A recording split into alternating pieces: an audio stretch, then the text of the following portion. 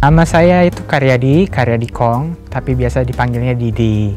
Saya hobinya main musik, khususnya bass gitu. Jadi saya bassis. Iya, jadi saya sempat ada band juga, sempat pelayanan juga di gereja gitu. Pas pertama kali pelayanan itu dibutuhkan seorang gitaris. Saya coba genjreng-genjreng kan, gitar. Terus di gereja itu butuh bassis. Jadi begitu saya pegang bass gitu, berasa kayak, wah ini gua banget nih. Nah jadi dari situ panggilan saya jadi untuk bass aja gitu. Jadi saya bener-bener cinta banget yang namanya main bass gitu. Stevie Ray Vaughan itu salah satu gitaris blues legendaris juga, which is sudah meninggal juga anyway. Tapi dia itu kayak mainnya sih asik banget sih gitu.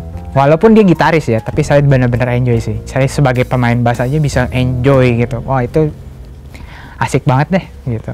Halo, nama saya Karyadi, biasa dipanggil Didi. Dan saya adalah seorang stroke survivor. Saya koma selama 5 hari. Setelah itu saya 25 hari dirawat di rumah sakit dan akhirnya saya boleh pulang. Saya nggak bisa melakukan pekerjaan apapun dengan normal. Jadi bentuk awalnya itu dari stroke ini hipertensi. Karena hipertensi itu kan tekanan darah tinggi.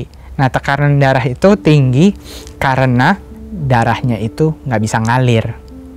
Misalnya selang nih buat alirin air kan.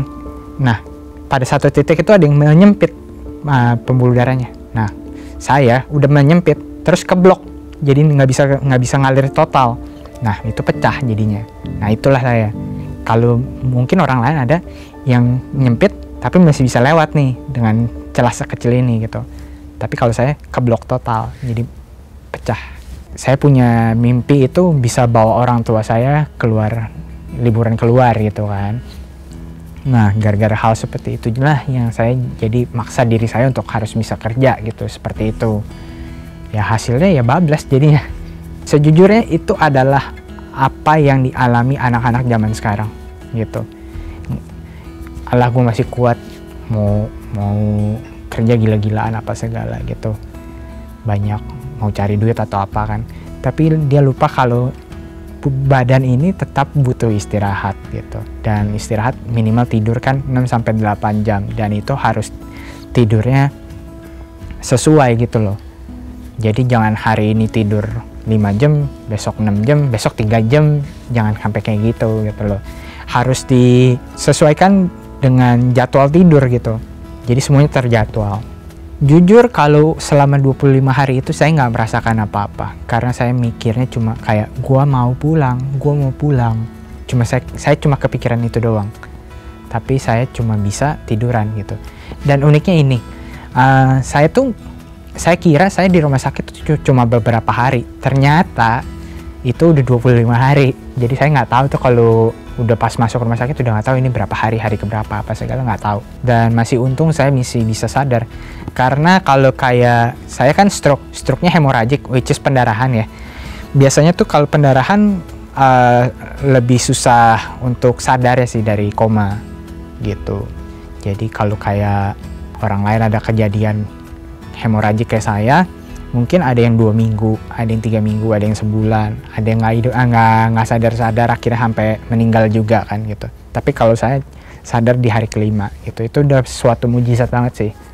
Jadi cukup terpukul banget pas saya udah pulang ke rumah. Kan saya baru tahu kalau saya itu stroke setelah saya pulang ke rumah. Jadi saya bener-bener kesel banget karena apalagi saya pemusik gitu kan, saya nggak bisa mencet senar lagi. Mencet sih bisa, cuma metiknya udah nggak bisa kan. Itu kayak main biola tapi nggak ada senarnya mungkin ya. Nah seperti begitulah perasaannya lah. Jadi kayak timpang sebelah gitu loh. Ini kan ibaratnya setengah hidup saya gitu, tapi kok saya nggak bisa main, gimana gitu. Saya udah berasa nggak berguna lagi. Karena siapa sih yang berasa kalau kayak stroke terus dengan bangganya, wih gue stroke loh gitu. Pasti saya rasa hampir 100% mikir, wah gue udah gak bisa ngapa-ngapain lagi nih, pengen mati aja lah, ini nyusahin orang banget gitu. Jadi kalau dibilang akumulasi sih ya itu ya, tapi akumulasinya kayak setiap hari gitu loh. Terutama kan mama kan tinggal mama doang nih sendiri nih sebagai orang tua. Saya pikir ya daripada nyusahin mama ya mendingan sempet nyalain Tuhan saya ada. Tapi lucunya adalah saya nggak pernah sekalipun kepikiran untuk berpaling dari Tuhan sih. Itu saya juga nggak tahu kenapa. Tapi mungkin karena saya terlalu banyak ngelihat orang-orang yang punya kesaksian hidup apa segala gitu. Ya saya mikirnya juga kayak nggak lah, gue pasti bisa ini, gue pasti bisa ngelaluin. Nah gitu. Akhirnya ya itu, saya di bulan keempat saya mikir that's it. Udah nggak boleh mikir lenje-lenje lagi gitu kan, ya harus bisa semangat hidup gitu. Ketolong banget ada yang namanya komunitas gitu loh. Komunitasnya juga komunitas yang satu kepercayaan juga kan gitu.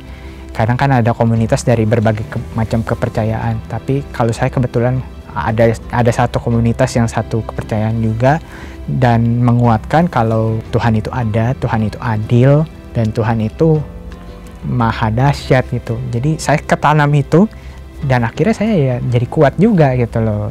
Kalau taunya kan saya kan pelayanannya bass ya, dia bisa main, dia bisa loncat-loncat sambil main bass apa segala. Kapan giliran saya, kapan saya bisa kayak begitu lagi gitu loh. Tapi saya sampai berdoa ke Tuhan, Tuhan ini bisa gak sih gue sembuh gitu loh. Tapi Tuhan beri satu jawaban yang cukup menohok ya buat saya.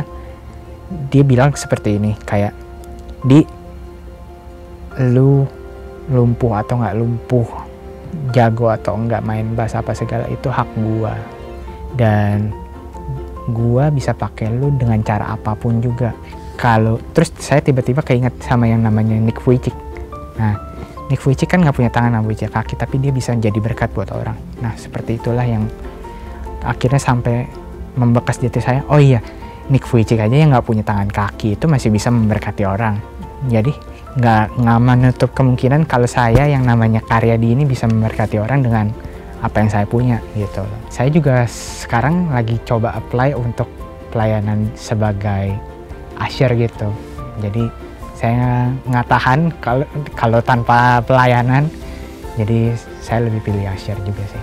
Nggak gampang, tapi Tuhan baik, Tuhan yang nolong saya dari jurang bunuh diri itu gitu.